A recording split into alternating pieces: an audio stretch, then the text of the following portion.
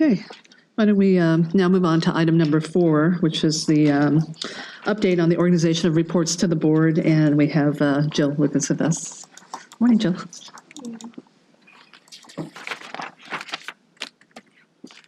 Thank you, Madam Chair, members of the committee. This is just an update on the organization of reports to the board item. I think you remember last year we put together a very comprehensive list of all the reports that the board receives and committees receive.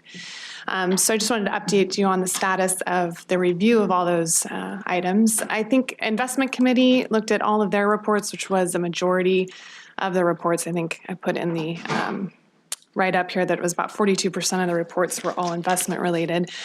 So those were resolved last year, and what we need to do at this point is just revise the report listing according to the decisions that were made by the Investment Committee on how those reports are going to be made. I think some of them are combined, some of them are now going to be just on the board website, those sorts of changes.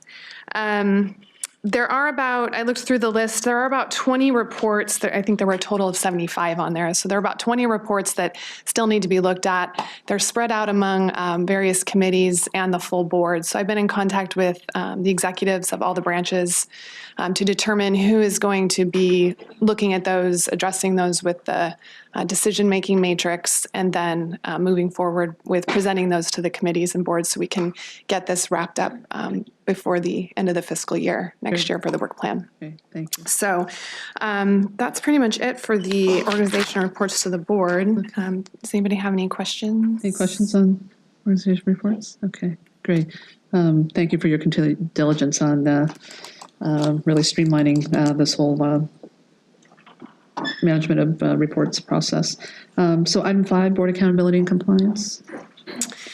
Yes, so there's some good updates here. The committee has expressed a desire to sort of streamline the process and have more details for board members about how to file certain disclosures and sort of the annual filing process. And then there were some a mention of providing some guidance on frequently encountered gift issues, things that you encounter as going to conferences or giving speeches, that sort of thing. So we went ahead and put together some guides, and those are posted on the board website under the compliance tab. And I'll go through those quickly. One of them is a travel guide, as I said, for conferences and speeches, where you give speeches, whether or not there's meals, admission to the event, and those sorts of things that are frequently encountered. We get questions about, and I'm sure some board members still are curious about how to handle those sorts of things. So there's a guide online now on our board website to give you some quick reference to answer your questions about those things.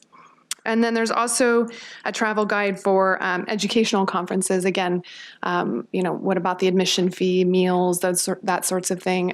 So there's another guide that will address educational conferences. So hopefully that will answer questions that any of the board members have on those issues.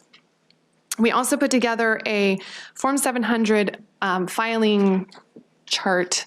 And that chart is more to give you a quick reference as to how to get onto the e-disclosure system. Since we only file annually, I think a lot of board members and staff forget how to log on, what their password is, how the system works, and when they will be notified and those sorts of things. So that guide is just a basic guide just to show you how to get back onto the system. If you need to get a new password, that's the purpose of that one.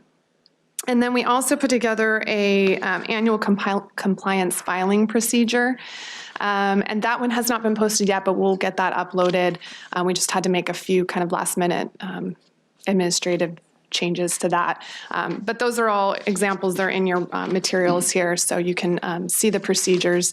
And that is designed to provide guidance on pretty much all the annual filing requirements, all the gift policy attestation, the insider trading attestation, all of those annual filings. And that just gives detail about how you will receive the forms and who you need to file them with, so that there's more clarity about that. So we hope that those are helpful to the board. And then as shown yesterday in the compensation was that the compensation committee? No, that was the ARM committee meeting. The ethics training videos have been put together. So there's a series of 4 videos. They all address different topics, and those will be uploaded after this meeting to the board website. We have to figure out where we want to place those. So, but those should be available shortly for you. And they're informative about all of the ethics and compliance issues that are covered by a statute and the board policy manual and our mission statement and our core values. And then the board education program update, I believe you asked Amy to add another question to the survey, so we'll go ahead and get that taken care of. We are sending it out to a focused group, peer group, because the idea is that we can have direct contacts and follow up better with, having a smaller group as opposed to just disseminating it to a huge group of pension funds. So we're hoping to get some really good information out of that. We'll compile all of our responses after we do all of our follow-up and present that at the next committee meeting. And that's it. Great. Thank you, Jill. Questions or comments, members? Okay, thank you. Oh.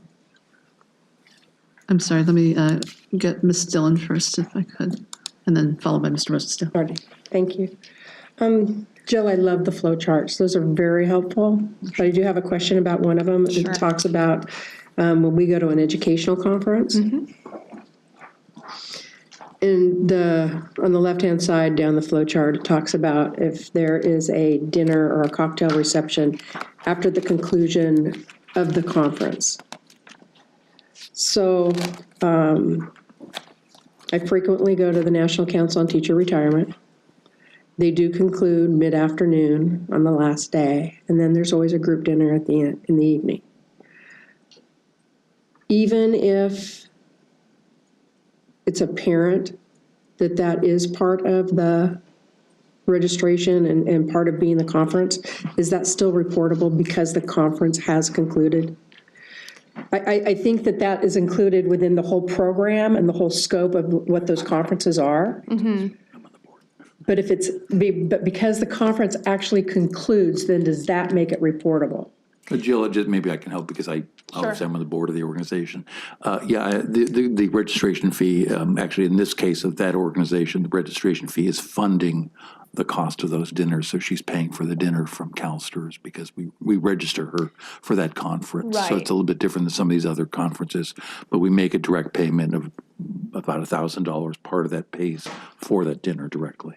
Right, and that clarifies it. If CalSTRS is actually paying for the conference, and the conference does include the meals, then for everybody that attends those conferences, then yes, that would not be considered a gift over and beyond. So the fact that the conference is actually formally ended is not right. The difference is where the trigger. So there is an exception with the FPPC regulations about educational conferences, and it's the informational material exception.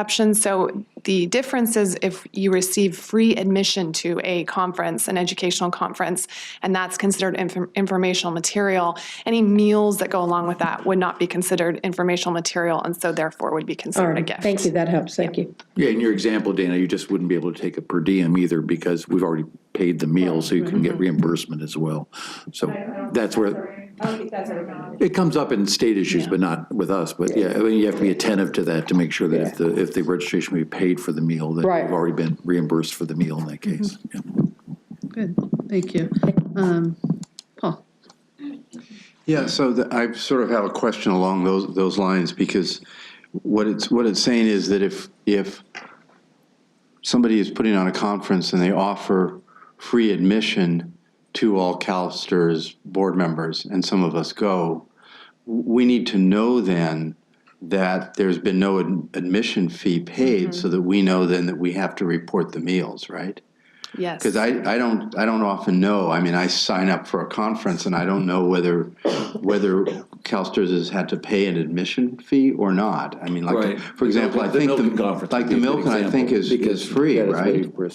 So if that's the case, then we should probably, need to be notified that we have to report the value of those of the meals that we get there. So I think it would be good for us to hear back when we have been registered at a conference as to whether or not CalSTRS has paid an admission fee or whether, so just.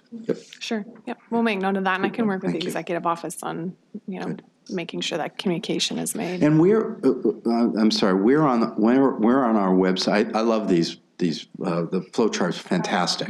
They were really, they clarified things that I've been confused about for a long time. Where do we find them on our website? So I need to gain access to the board website. I've had it over time, but I think my password expired. So we changed, speaking of. Speaking of, but I believe there's a compliance tab that we changed. So I'll talk to Danielle, Okay, just if you could just alert Sure. the board members. Yeah. Yeah, but these were great. Thank you very much. Yep, no problem.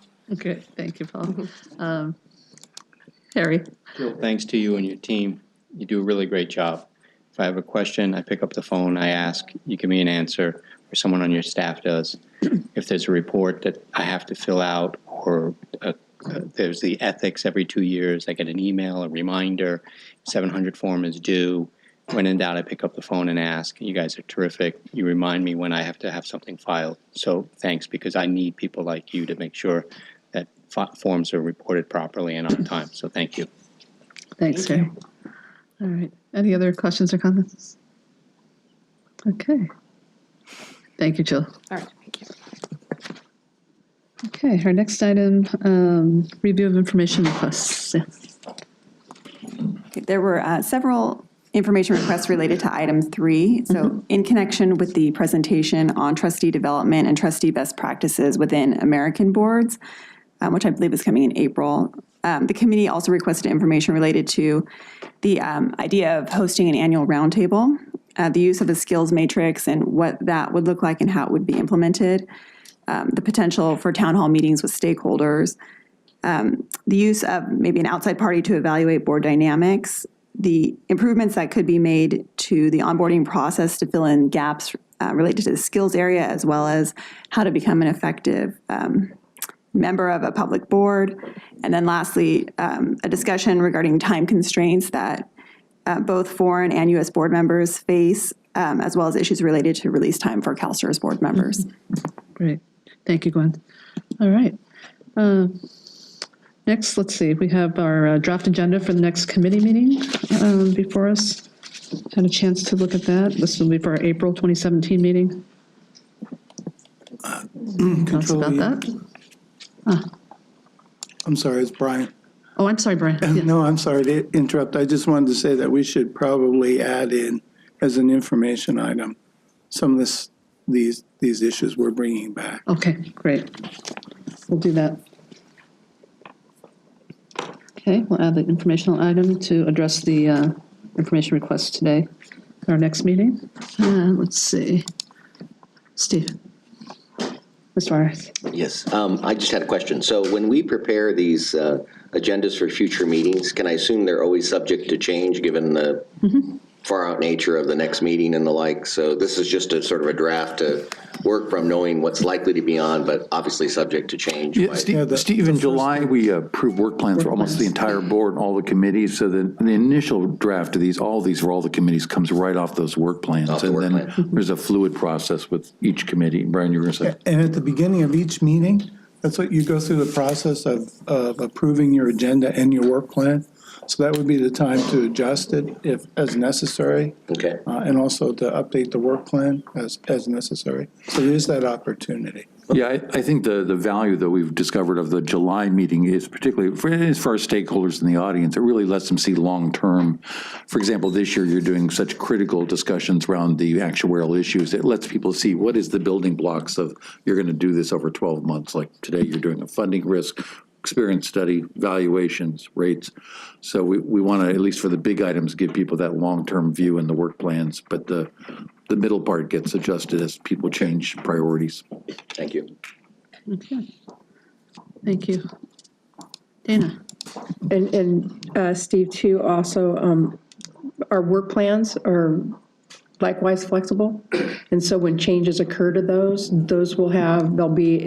they're in a different font or in a different color. So when things get added onto the work plan throughout the year and those change, those are always updated also. Excellent. Okay, thank you for that. You're welcome. Okay, great. So we will note the added item, Brian, on the agenda for April. Very well. All right. So now is an opportunity to receive statements from the public. Any members of the public wish to address the committee? Okay. Seeing none, I believe that completes the business of the committee, and the committee is adjourned. And we will have the board, Dana, what time? Let's go about 10:25. All right, the board will convene at 10:25. 20 minutes. Great, thank you.